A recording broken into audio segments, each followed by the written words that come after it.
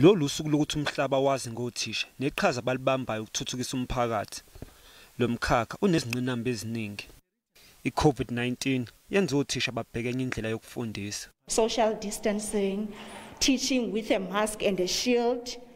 As much as when you're a teacher, we have what is called the teacher voice, but you also want to get closer to the learners. But now the social distancing is not allowing us to go that close. And we forget because it's our norm. Lolu bhubhane luphinde lwandisa izinkinga zenhlupheko, ukungabibikho komsebenzi kanye nokungalingani kwabantu ngekwenhlalo. So the lack of technology during COVID-19, more so during the hard lockdown, was that we couldn't be able to access the learners and use technological advances such as the virtual classrooms. Abafundi babonge kakhulu othisha.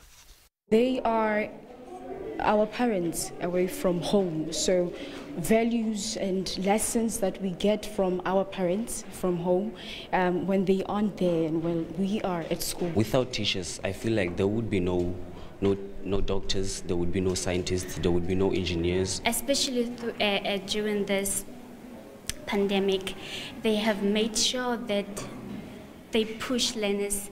They have made sure that we covered everything that was supposed to be done. Bangaphezulu kwesikulungwane ezingamakhulu othisha abafundisa esikoleni eziyisikulungwane ezingama-25.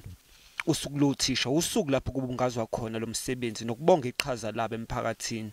Kube unyaka onzima kothisha njengoba kubungazwa lolu suku nokuthi babongwe.